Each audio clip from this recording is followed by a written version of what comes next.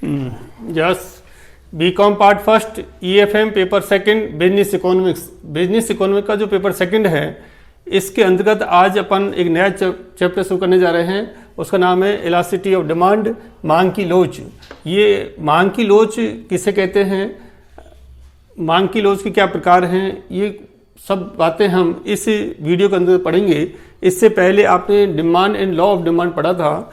मांग का नियम ये बताता है कि कीमत में यदि कोई परिवर्तन होता है तो मांग में विपरीत परिवर्तन होगा, यानी कि कीमत और मांग में विपरीत संबंध पाया जाता है। सपोज करिए यदि मांग में वृद्धि होगी तो कीमत में वृद्धि होगी तो मांग कम होगी, और कीमत कम होगी तो मांग बढ़ेगी। यानी कि प्राइस और डिमांड में, प्राइस एंड डिमांड में इनवर्स रिलेशनशिप था। यानी कि प्राइस में यदि कमी होती है तो मांग बढ़ेगी, और प्राइस में वृद्धि होती है तो मांग कम होगी। इन दोनों में विपरीत संबंध है। लेकिन मांग का नियम हमें यह नहीं बताता है कि मांग में जो परिवर्तन होगा वो कितना परसेंटेज में परिवर्तन होगा। यानी कि कीमत में यदि 10% कमी होती है, कीमत में यदि 10% कमी होती है तो मांग में वृद्धि तो होगी,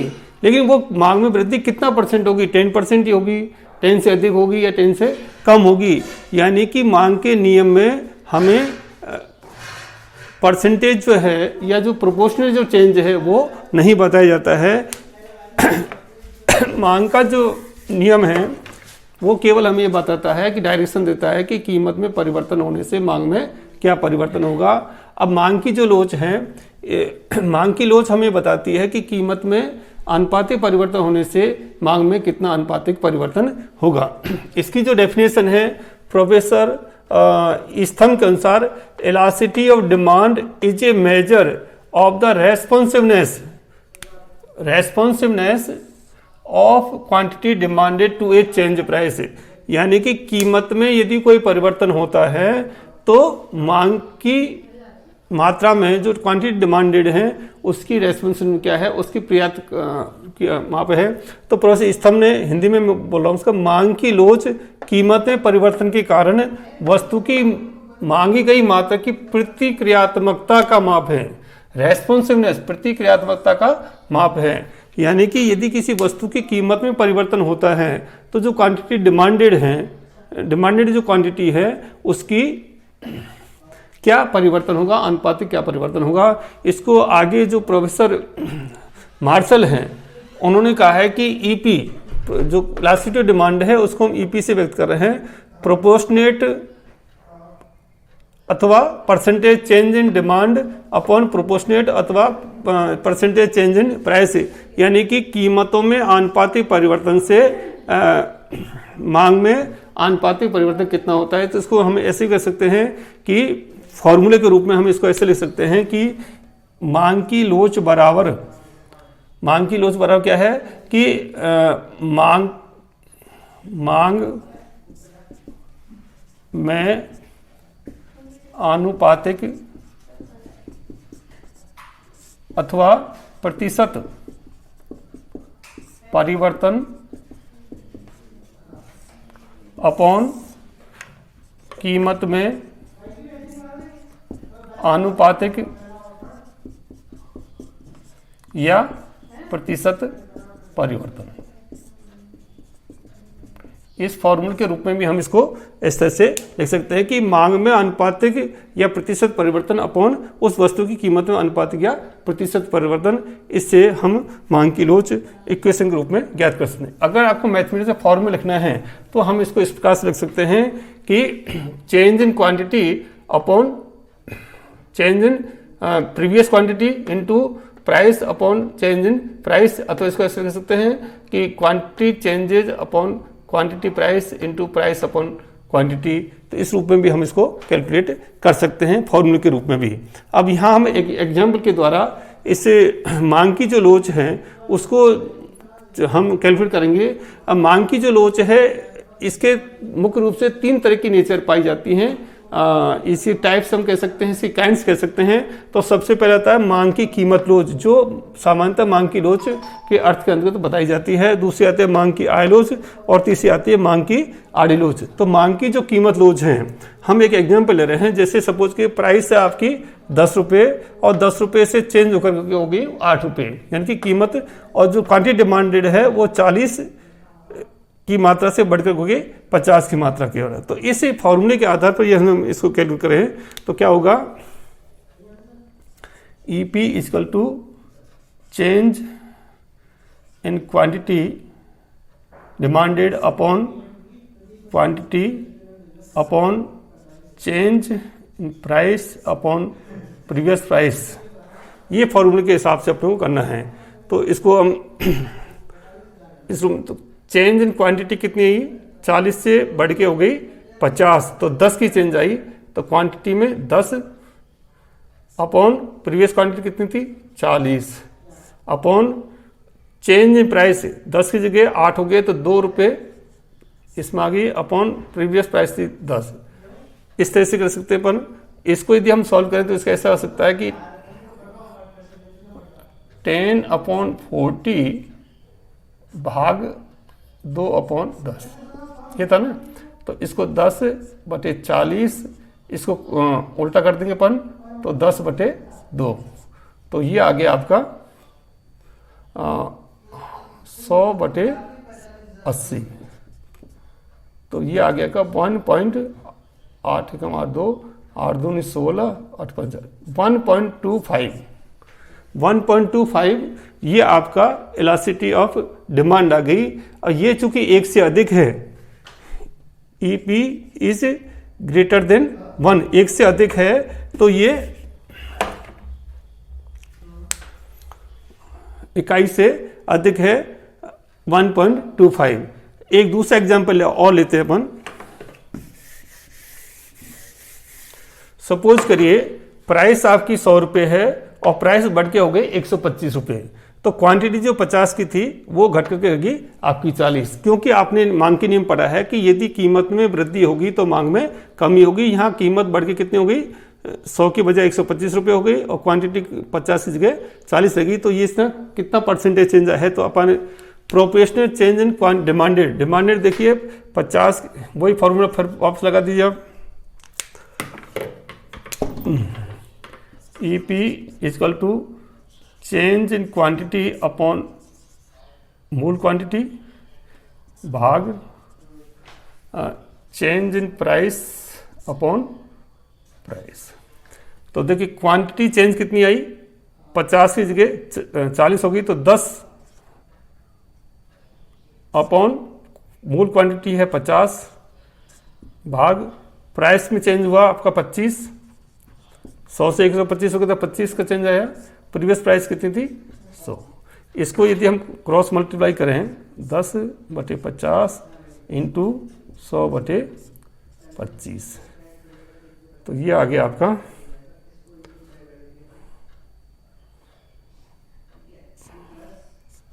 2 10 25, तो ये आ गया 4/5। इसका मतलब हो गया 0.8, ये इकाई से कम है 0.8। तो इस तरह से मांग की कीमत लोच, जैसा मांग के नियम ने कहा था कि कीमत में कमी होती है तो मांग में वृद्धि हो गई, लेकिन कितना परसेंटेज वृद्धि हुई, कमी हुई, तो वह 1.2 इकाई से अधिक हुई, इसमें इकाई से कम परिवर्तन हुआ है। ये तो होगी आपकी मांग की लोच, कीमत लोच। In price elasticity of demand, मांग की कीमत लोच।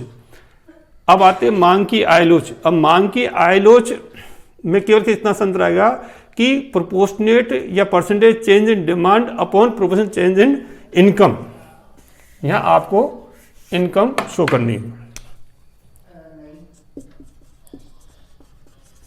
क्योंकि आप ये जानते हैं कि मांग में जो परिवर्तन है केवल कीमत के परिवर्तन कारण से नहीं होता कि अन्य बातें समान रहने पर, लेकिन अन्य जो बातें हैं उसमें जो इनकम है, इनकम में कमी वृद्धि होने से भी मांग की मात्रा में कमी वृद्धि होती है। तो इनकम, इसको हम डेरिवेट करेंगे अपन EP की जगह EY का मतलब क्या, मांग की आय लोच, इनकम इलास्टिसिटी ऑफ डिमांड यानी कि वस्तु की मांग में आनुपातिक या प्रतिशत परिवर्तन अपॉन वस्तु की व्यक्ति की आय में आनुपातिक या प्रतिशत परिवर्तन, यानी आय में आनुपातिक परिवर्तन होने से मांग में कितना आनुपातिक या प्रतिशत परिवर्तन होता है, उसको हम इसके अंतर्गत आय की मांग के लिए उसके अंदर शामिल करते हैं, क्योंकि इसमें बेस क्या है कि आय में परिवर्तन के कारण से मांग की मात्रा में परिवर्तन होता है।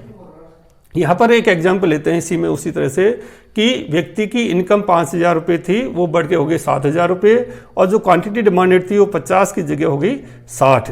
तो इसमें क्या करना है आपको, कोई proportional change in quantity demanded. Quantity demanded में कितना चेंज होगा, वही फॉर्मूला जाएगा, क्वांटिटी अपॉन क्वांटिटी भाग चेंज इन इनकम अपॉन इनकम। तो आप देखिए क्वांटिटी चेंज, क्वांटिटी कितनी है, 50 जगह 60 हो गई, तो 10 की चेंज आई।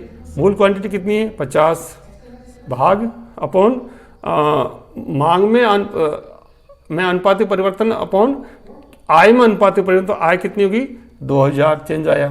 चेंज इनकम अपॉन मूल 5000। अब इसको क्रॉस मल्टीप्लाई कर लीजिए, अब 10/50 इंटू उल्टा हो जाएगा 5000/2000। 3 0 से 3 0 गई, इसको इससे गुना करते तब ये हो जाएगा 5 दूनी 10, अब ऊपर के ऊपर गुना करते 25/50, 25/50 तो ये हो गया 0.5। ठीक है, 0.5 ये चिन्ह माइनस में नहीं है, प्लस में है, तो प्लस में आएगा, तो ये श्रेष्ठ वस्तु हैं। 0.5 श्रेष्ठ वस्तु हैं। श्रेष्ठ वस्तु का मतलब सुप्रियर गुड्स हैं कि व्यक्ति की यदि इनकम बढ़ती है तो यहाँ पर उसकी डिमांड भी बढ़ी है, डिमांड उस वस्तु की बचेगी जो कि श्रेष्ठ वस्तु हैं। जैसे किसी व्यक्ति की इनकम बढ़ती जाती है तो डालडा घी की जगह वो देसी घी जो है वो खाना शुरू कर देगा, तो वो कहलाएगी आपकी श्रेष्ठ वस्तुएं, सुप्रियर गुड्स या बढ़िया वस्तु हैं, वो कहलाएंगी, जहां प्लस में आएगा। अब अपन लेते हैं इसका उल्टा, माइनस वाला। सपोज करिए उसकी इनकम 5,000 थी, बढ़ के हो गई 6,000 रुपये, लेकिन क्वांटिटी 50 की जगह रही 40। तो इसी फॉर्मूले फिट करेंगे अपन। चेंज इन क्वांटिटी कितना हुआ 10, मूल क्वांटिटी कितनी 50 भाग चेंज इन इनकम 1000 और मूल इनकम थी 5,000। इसको उल्टा कर लीजिए आप, 10/50 इंटू 5,000/1000। 3 0 से 3 0 गई, ये 0 से 0 गई, ये 5 से 5 गया, तो 1 ये किस में आएगा, माइनस में आएगा, क्योंकि 50 से हो गई 40 कम हो गई तो माइनस में आएगा, तो -1 आ गया। इसका आंसर क्या हो गया, -1। -1 का मतलब क्या हो गया कि ये निकृष्ट वस्तु हैं, घटिया किस्म की वस्तु हैं, कि मांग की जो आय लोच है वो माइनस में आती है, तो किसका मतलब घटिया, क्योंकि व्यक्ति की जैसे ही इनकम बढ़ी है उसने क्वांटिटी डिमांड कम हो गई है, तो घटिया वस्तुओं की मांग वो कम करेगा, क्योंकि इनकम बढ़ने से व्यक्ति क्या करेगा, जो अच्छी वस्तुएं उनको वो कंजप्शन करेगा। तो इस ये तो होगी मांग की आय लोच। मांग की आय लोच कीमत लोच में केवल अंतर क्या है कि कीमत लोच में तो हम नीचे प्रोपोर्शनल चेंज इन कीमत प्राइस लिखते हैं, और मांग की आय लोच में क्या करते हैं कि मांग में अनुपातिक परिवर्तन अपॉन व्यक्ति की आय में अनुपातिक परिवर्तन। अब तीसरा आता है इसमें मांग की आड़ी लोच या तिरछी लोच या क्रॉस इलास्टिसिटी ऑफ डिमांड। मांग की आड़ी लोच अथवा तिरछी लोच कई बार स्थानापन्न वस्तु होती हैं, पूरे वस्तु होती हैं, कि इसके अंदर क्या होगा कि एक्स वस्तु की, इसका फॉर्मूला हम ऐसे लिख सकते हैं,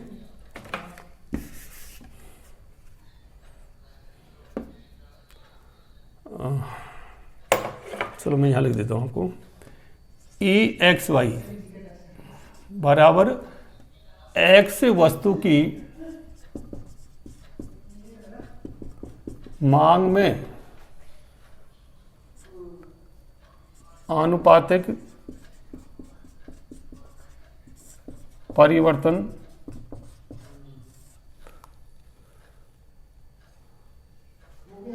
एक्स वस्तु की मांग में आनुपातिक परिवर्तन या प्रतिशत परिवर्तन अपॉन वाई वस्तु की कीमत में आनुपातिक या प्रतिशत परिवर्तन।